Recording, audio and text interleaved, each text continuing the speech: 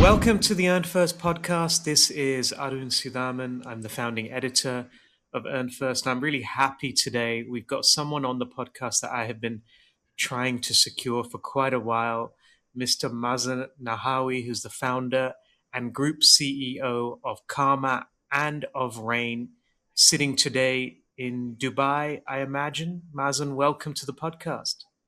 Thank you, Arun. Great to be with you. Yeah, it's our pleasure. First of all, how are you doing? Of course, it's a very strange period, I suspect, in the UAE and in the Gulf these days. So, how are you managing amidst all of this madness? With a lot of patience and optimism, and as you can see from my gray hair, a lot of experience. The region has been through this kind of thing before, and I'm very confident at the end of it we'll have a very good rebound economically, and the long term prospects of the region will not be diminished. Yeah, I think many people would no doubt agree with your assessment there. Um, Now, we will talk about a few things on this podcast, not least your journey with Karma and with RAIYN. You oversee two holding groups headquartered out of the Middle East, which is no small feat in today's communications sector. Um, but let's start by talking a little bit about this current conflict. We have we have partnered on a couple of webinars so far, a couple of media briefings around the U.S.-Iran war, which have been very interesting from my perspective, tapping into Karma's intelligence and insights around media sentiment and around some of the information and comms trends, some of which I think are quite novel. We have not seen before, particularly from a kind of wartime perspective. What has perhaps surprised you most in terms of what you've seen from a media perspective? I think the most surprising thing is that people aren't really taking a side in favor or against the warring parties. The majority of people are quite neutral, and being on the fence is an unusual development. I would have thought there would have been more people in favor of the Gulf countries, for example, but the level of positivity towards the Gulf countries isn't as high as I thought it would be. Certainly, they're quite negative towards the combatants like Iran, Israel, and the United States.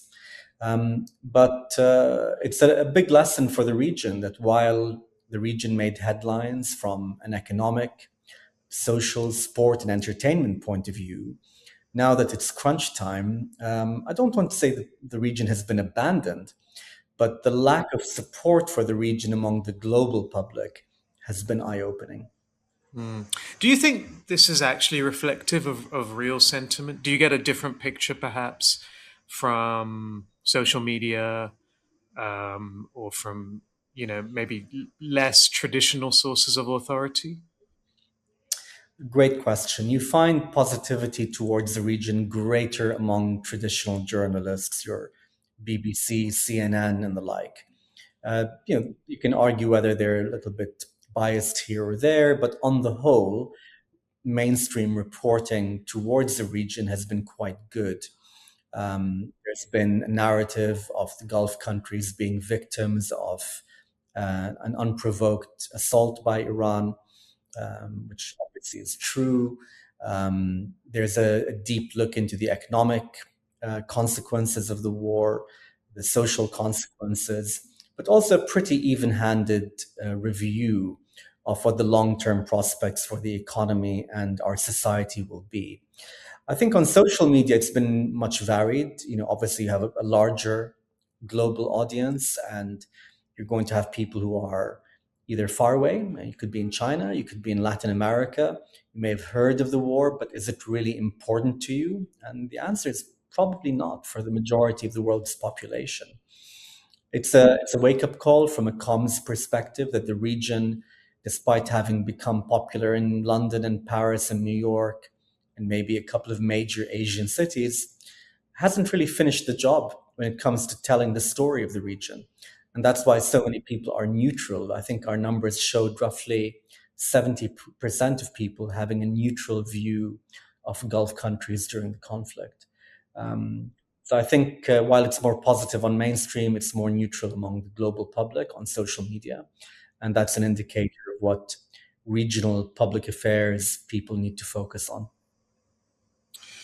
What does finishing that story look like? Because we have seen, for example, that the Gulf nations, particularly the UAE, I think have been able to tell a very effective story and a very honest, I believe, depiction of stable economic environments where everyone is welcome, people Mhm. can live safe lives, and in many cases they can be more economically empowered than they could be in their home countries.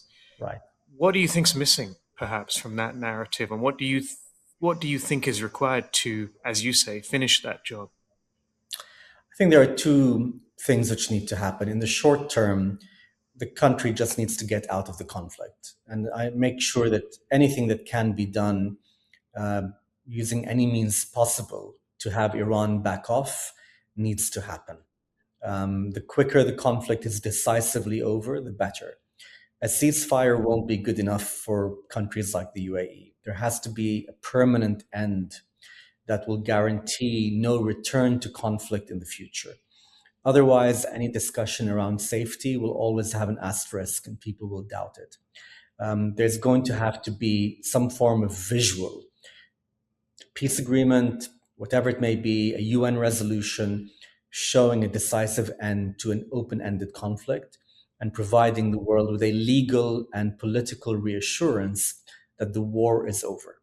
And that should be signed on by everybody in the region, not only in the Gulf, but obviously Iran and Israel. It's unlikely that Israel and Iran will actually be on the same table and reach such an agreement, but that's not as important as the UAE and Saudi Arabia and Qatar and Bahrain and Kuwait reaching a permanent end to a war with Iran or a conflict with Iran. And I think there's a good possibility of that happening. That's the short. Longer term, the story needs to evolve. Just saying Dubai, Abu Dhabi, Doha, Muscat are great places to come, to live and work and to visit will not be enough. We're going to have to be more creative. We're going to have to be much more impactful. We're going to have to reach people in a different way. So while people might still be attracted to a great concert or an F1 race or a tax free income, that's not going to be enough. People are going to need to feel not only a different sense of security, but they're going to need to have the confidence that they can have longer term roots in this region. God forbid, should there be some kind of a challenge, not necessarily a military or security one, but even something like COVID, and people were to get laid off from their jobs, they need to have the security that they can remain in their home, have their children in their school up until they recalibrate and find a different job, for example. The UAE has been a pioneer by creating the Golden Visa Scheme, 10-year residency, unemployment insurance. So they're leading the way in that direction. I think a lot more will need to be done to give people a sense of permanence and security and having deep roots over here. I wouldn't be surprised if a new program is launched in the near term to push in that direction. I would not be surprised if the UAE will once again pioneer leading the expansion of policy that keeps people here. It's been working. Many people here are still committed to living and working in the UAE. And a similar story in other parts of the Gulf. But I think a new push is required. Hmm. We were on stage not that long ago, beginning of February, so 3 months ago, almost exactly at Praxis MENA in Abu Dhabi. And we talked about the UAE's brand. Right. And you pointed out that yes, for the most part, it's positive. Of course, there will be some impact since then from the ongoing war. But you also raised an interesting observation, I thought, which is that there are aspects of the UAE brand which you felt were not being paid enough attention to. There was some certain, there's coverage around the UAE's activities, perhaps in Africa, and you felt that not enough focus is being placed on how to perhaps counter some of these narratives. Do you still think that's the case? I do. I think a lot of the good work that the UAE does hasn't been covered properly in different parts of the world. Now, the country doesn't feel the need to be bombastic about it, and they're quite happy for it to be charitable and low key. But I think that's going to have to change, especially when there's a lot of unjustified criticism from certain parties. For example, people are attacking the UAE for not standing with the Palestinians, for example, which is not true. They provide more aid to the Palestinians than anybody. But in the public mind, that narrative is being challenged. And the UAE needs to do more to show what it's done. And showing, a hospital being repaired or, ambulances being delivered to Gaza, etc., are okay, but they are not enough. It needs to show this is a coherent and long-term policy going back decades and will continue into the future, and telling the story of people having their lives lifted thanks to that aid from an educational, healthcare, business perspective is something that needs to be looked at. Whenever we talk about the UAE as being a good place to live and work, we often think of the macroeconomic policy, but telling the story of people and how they're benefiting, telling Mazen's story, imagine you were living here, telling Arun's story, on you had a better job, better income, better home, better schools, better healthcare, no huge waiting at an NHS clinic. All of the things which make life better, I think, need to be told much more from an individual and family perspective, and increasingly a community perspective, as opposed to just saying, look, the policy is great, you don't pay taxes. Yeah. I guess that requires a certain amount of loosening, maybe, a certain comfort with not being able to control the narrative um, as rigorously. And this is a consistent challenge with many organizations. Right. Uh, I suppose the question is, do you think institutions in the region are ready for that Great discomfort? question. Great question. I do. I think, growing up here, I wrote for a newspaper in 1996, and there was no opportunity to say something's not heading in the right direction. Today, you find constructive criticism on everything you can imagine.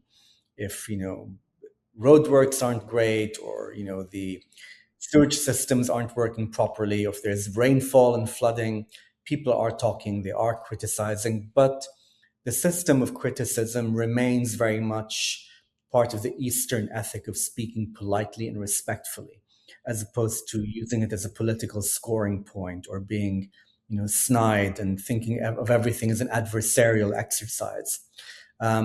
So a lot has changed. I think success leads to confidence. And when you're confident, you're willing to hear people out and you're willing to be criticized in a constructive manner. I think in many Eastern societies, in the old days, failure, was looked at as being a shameful or a bad thing. I don't think that was part of our longer term history from, West Asia to East Asia. But I think under colonial rule, failure became a really bad thing. Either you get caned or hit or imprisoned or executed if you failed. So I think a lot of our parents and grandparents in this part of the world were really averse to the idea of failure. Um, but because we are a confident bunch, and in the Arab world, in the Gulf in particular, you have a different level of success and growth and unity and progress. Confidence is rising. And when you're confident, you realize it's okay to fail. And I think that's leading to greater flexibility on dialogue, on politics, on journalism. And I think that will continue, but within the broader remit of keep it polite, keep it respectful, and keep it legal. We don't want to recreate the European Union. We don't want to recreate, the UK parliamentary system, or God forbid, the Trump regime. We like what we have. We want it to remain, but to evolve for the better. Yeah, very, very insightful historical context there. And I think sometimes it's that kind of context is often forgotten when, discussing why societies in different parts of the world behave as they do. The reasons for this kind of behavior, they didn't just emerge suddenly one day. We really have to look at everything. You also said the UAE has a TikTok problem. That line has remained with me. Do you still? I wonder if you could perhaps just discuss that a little bit more and tell me whether you still think that's the case. I do. I think, the opponents of the UAE and even the opponents of other Gulf countries and Arab countries in general are having a field day punching through the narrative of the region and coming up with all kinds of wrong stories and misinformation. Now, are people dumb? No, most people will see through a lot of it. But it's taken on a different quality over the past few years' time.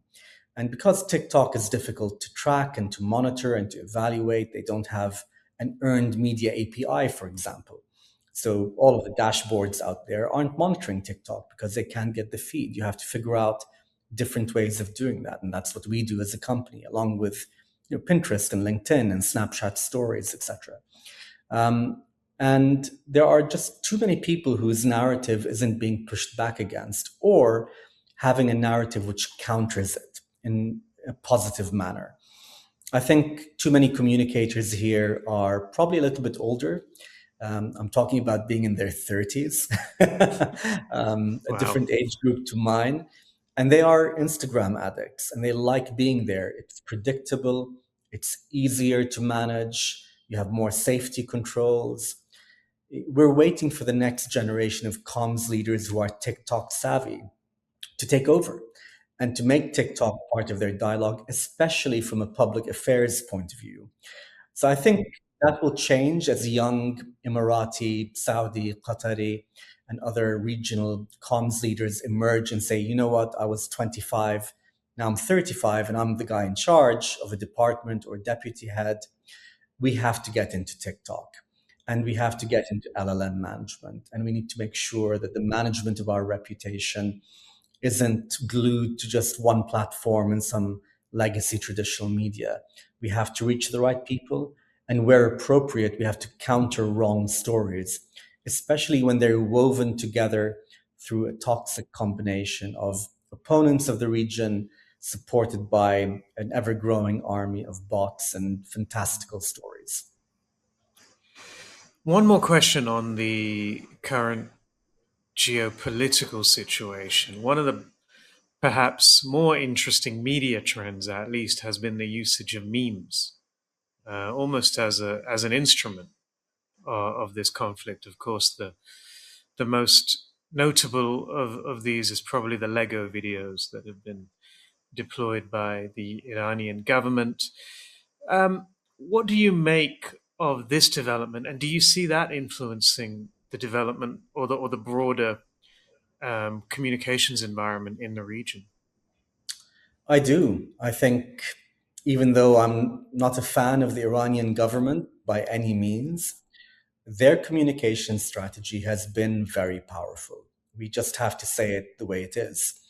The Lego videos are an example of an integrated mix of comms done right. The memes and the Lego videos are resonating with the young people who are going to grow up, an entire generation is going to grow up thinking, maybe Iran is a victim. Imagine that, because they watched the Lego video. I used to watch from across the water how Iran was meddling in the affairs of every Arab country and causing chaos everywhere. Young people might not get that impression. But in addition to that, they're reaching other audiences. They've got these very articulate university professors like Dr. Ahmadian, who started appearing on Al Jazeera about 2 months ago and has become an instant celebrity. I thought he was superb as an Arab classicist in his communications, but he's a very good English speaker too. And he's become a very popular figure, and his narrative is catching on with a lot of Arab people, which is extremely alarming. He has an articulate, persuasive manner, which is very much on point, and he's winning every tactical argument. But no one's being able to challenge him on the strategic context. On, hold on just a second. Sure, maybe you've been attacked in a way which isn't consistent with the UN, but no one's forgetting what you guys have done over the past 50 years. And that's why even on Al Jazeera, you're finding that the panels he was on now have more people who are more strategically adept and are much more vigorous in pushing back against him. It's like they're trying to figure out who can argue with him. It shows you the lack of consistency in messaging on the Arab side, which needs to change. Then you've got Professor Morandi, who has been a hit on American media, both mainstream and podcasters. Again, I know Iran. I know what they did. I remember the Iran-Iraq war. I know how they've wanted to do things which just shouldn't be done. Let's keep it politely that way. But he's telling a very strong narrative, and you've got people who are former Fox News anchors religiously praising him on their podcasts. I mean, what world are we living in? It's their right. They have the right to tell their story, as much as I disagree with it. But my point is, they have communicated very effectively.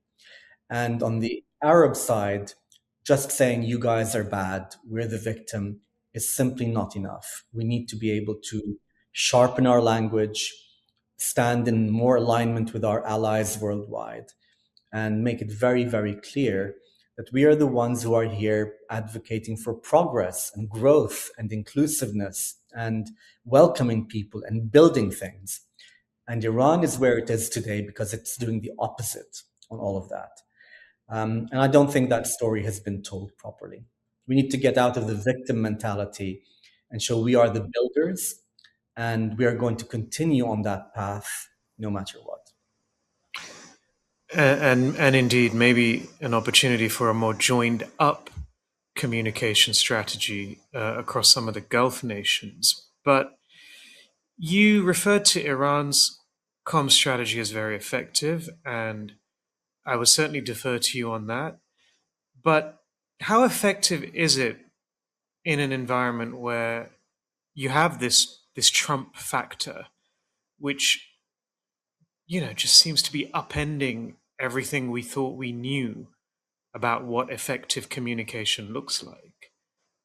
If you were teaching a class on communication, or indeed counseling a client, you would never advise them to communicate in the manner that Trump does.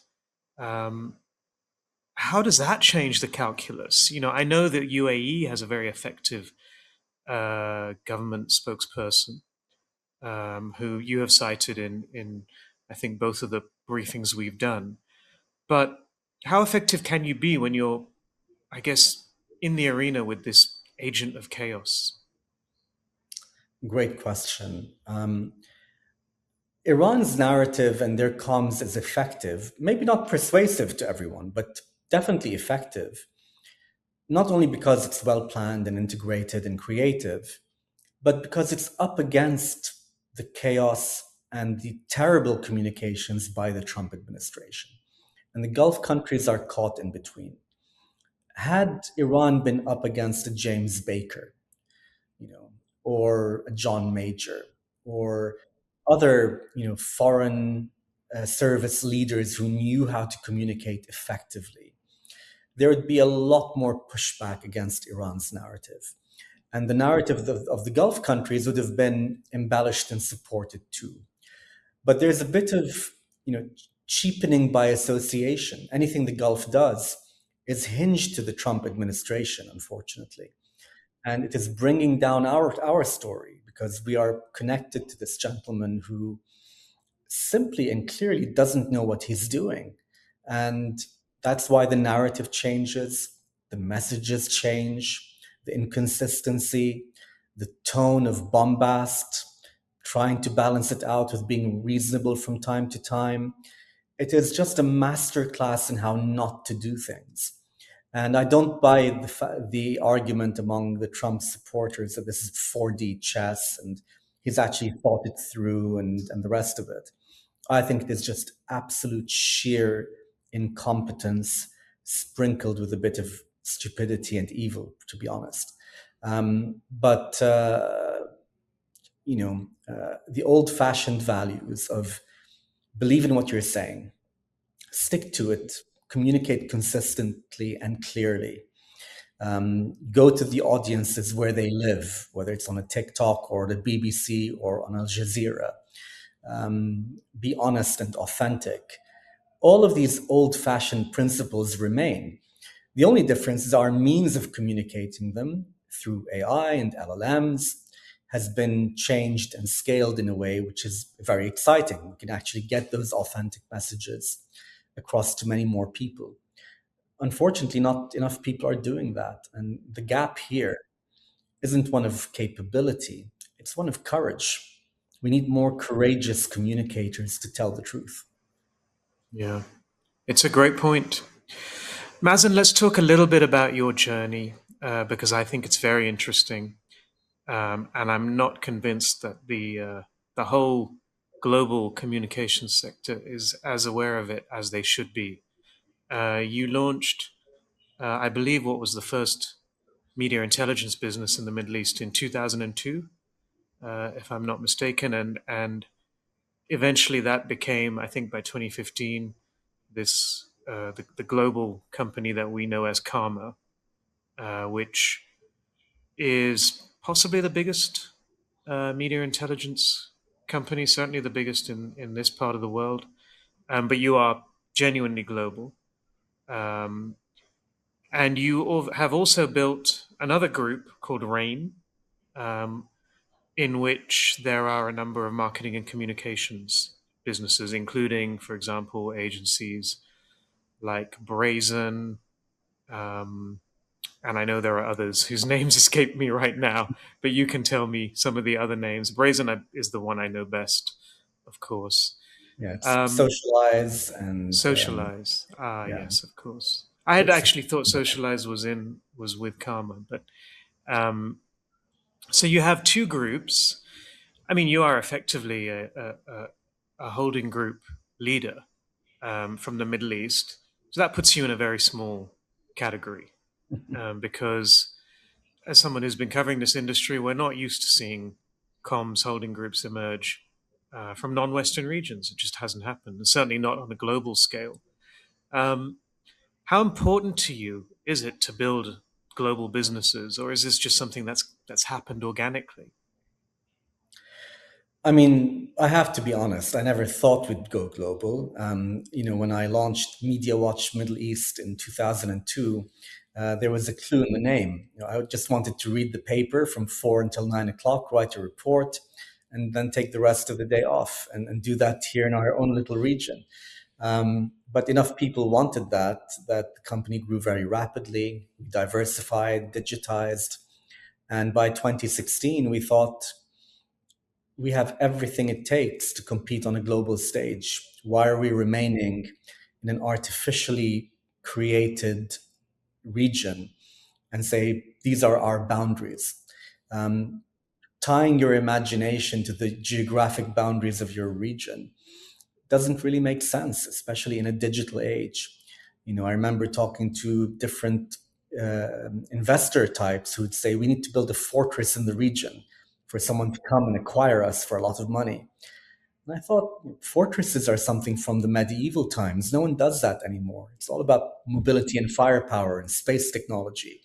Um, and I believe, and I believe then, and my management team and partners continue to believe, we have a great work ethic. That Eastern schoolboy, schoolgirl ethic of just work really, really hard. But lunchtime, have the biggest laugh with your friends and play football and talk about whatever and share exotic food and love life and have a deep faith in the universe. And it shaped a culture within the company which is proving to be globally resonant. There's no sort of 9 to 5 mentality. There's no thinking around, well, why am I here? Obviously, we're a bigger group now. We're over 1,100 people. You're not going to have everyone on the same page, but by and large, you feel in any news group office across CARMA or RAIN worldwide, people share a vision and a hope and an aspiration. And I don't want to work with anyone who wants a job. I want to work with people who want to make a difference. And that's what I find exciting about Earn First. It's what I find exciting about, so many different organizations and people worldwide who share that value. Now, from a tech value, from product perspective, um, because we were coming out of the Middle East, where we had to monitor and measure content and media data in 24 small countries and a few big ones like Egypt, we knew how to play across borders, and we understood the complexity of working in a multi-market environment. So when we went into Europe and into America and into Asia, it wasn't easy, and we definitely had big stumbles along the way, but we set up pretty good businesses, which are very competitive and winning the largest clients worldwide. CARMA now has 24 offices and 700 people around the world, from the Philippines, Hong Kong, and Tokyo, all the way to Washington and London and everything in between. And I love the fact that our team work as one, they think in the same way, they argue where needed, but our operational backbone is a unified one. We didn't grow by acquisition, and when you want to log onto our platform, you have 5 different logins because the business acquired 5 different businesses, and you need to navigate in a funny way around that. One sign on, you log in, you get all of your information. You want to think about Chinese data. We have people on the ground to understand why an influencer with 800 people is important to a client, as opposed to a bot, which might just spurn out the top 10 who are measured by total followers, who might not be relevant to the client. So digging deep, I think, is an important part of what we do. Many communicators make a very big mistake of thinking that monitoring and measurement is a tool-led operation. It's not. Communications research is a practice which requires practitioners who invest in methodology, which is articulated and managed through technology, and then finally delivered through consulting. It might sound funny to think that clipping is actually a consulting business, but it is. And in an age of AI, custom workflows, agentic orchestration, and at the end, having very smart people who tell a story, your reputation has gone up or down for the following reasons. You're not living in the world of a tool at 5 grand a year. You're living in a world of practitioners who are your partners. So we've learned the lesson that we don't want to compete with dashboard companies who are there to just give you a password, charge 400-500 quid a month, and walk away and say, see you at renewal time. And that's why people who are senior love CARMA. And the people who are junior might find CARMA a little bit intimidating because we speak a language which is different. All of that comes down to my old days working at a PR agency, where I found it very frustrating monitoring what was out there, but I found it even more frustrating trying to show value, my agency's value to a client. They'd often say, well, just buy the advertising and plaster everything I want for money. And I think it's a big, big challenge even today.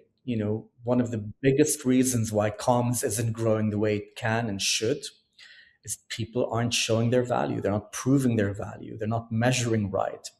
And we're stuck in this horrible trap of impressions and vanity metrics and clipbooks and dashboards, which mean absolutely nothing to a CEO. Yeah, well said. You, across the businesses, I believe, you have a significant revenue now, if I'm not mistaken, closing in on 100 million. I don't know if you're comfortable talking about these numbers on the podcast, but Now, we're not quite there uh, yet. We're on that path, but we're closer to 80 at the moment. okay, not too far off and significant. pretty Mhm. significant for the comms world. Um, what do you think holding groups like yours, communications businesses like yours that are not based in the Western world, what can the world learn from them? Because we are so used to learning from the groups that have emerged from the US and the UK. And of course, work ethic is one thing. We all know that. But what else do you think that businesses like yours, which emerge from the Middle East or emerge from Asia, what do you think they can bring to the world? Big, big question and a very important one. And I think the lessons learned, which I'll share with humility, are relevant to people in Asia and to people in Europe and America. I think the first lesson is if you outwork people, you're going to outwin your competition. It's just that simple. And I think, unfortunately, in a lot of the Western economy, welfare practices and public services have reached a point where too many young working people are a little bit too coddled and don't actually have a sense for what real productivity looks like, especially the COVID generation, where working from your kitchen in your boxers with ABBA in the background was normalized. That's not normal. And if you're in London and you're doing that and you think you're going to outcompete a Chinese AI engineer, you're wrong. If you're in America and you think you're going to be able to process data than a company in Mumbai, you're wrong. You know, most of the people in Asia did not have the opportunity to live under such an ecosystem. They have to work really hard just to survive. And I think that's the world that we all come from West Asia to East Asia. Now, there are pockets of great wealth in Singapore, Abu Dhabi, etc. But that's under 0.1% of Asia's population. The rest of us come, from a lineage of Palestinian refugees like my dad and mom, or they come from no money at all. So you have to fight really hard. And when you do that in a European or in an American market, you get far very quick. Um, I'm not saying, of course, that everyone in Europe and America doesn't work. Absolutely not. But there is a growing culture, which I find alarming, of people wanting jobs and not actually wanting to be productive. And so you often hear client side or even company side, some people saying, let's have a meeting to brainstorm what we're going to do in a planning meeting for the final meeting, which may happen in 3 months' time. Like, you can't do that. Or, why should we come into an office? Let's do everything on Zoom. Well, if you want to do 20 meetings a day, you can do that in an hour in 1 and 2 minute conversations in an office. If you wanted them to be on Zoom, that would take you a week. Um, so I think there needs to be a shakeup.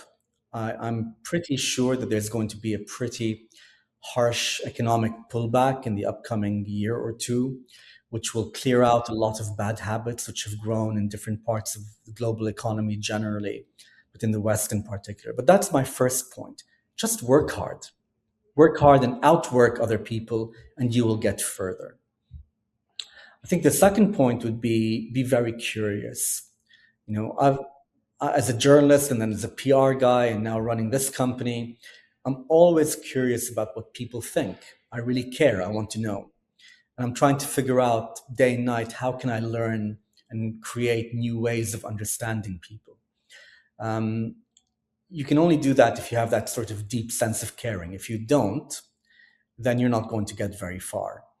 And I have to admit, having normal families helps create that sense of nurture and care.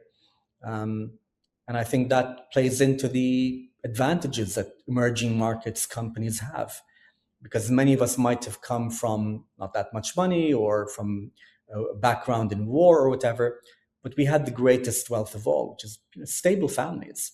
Even people who had a dad or a mom pass away, for example, they had grandparents and uncles and aunts and a bigger ecosystem of family love, which provides that stability and therefore confidence to do stuff. I think the third point would be having a global view. our markets don't have that much money compared to European or the American economies. That's changing quickly. But if you go to any city in India or even in China, take Shanghai and Beijing away, it's going to be tough to even compete with a city in Alabama from a GDP point of view or from a per capita point of view. There's a long way to go, but until the Asian economies become, on par or even exceed the not PPP based income or GDP or per capita, but gross per capita being on par. Um, the reality is that you're going to have to play in a global marketplace because your home market just isn't big enough. And whether it's a Karma or a Tata Steel or whatever, I think that's something that emerging markets entrepreneurs, they're starting to get and becoming much more confident about it. And I take inspiration from, people buying Jaguar Land Rover and turning that around.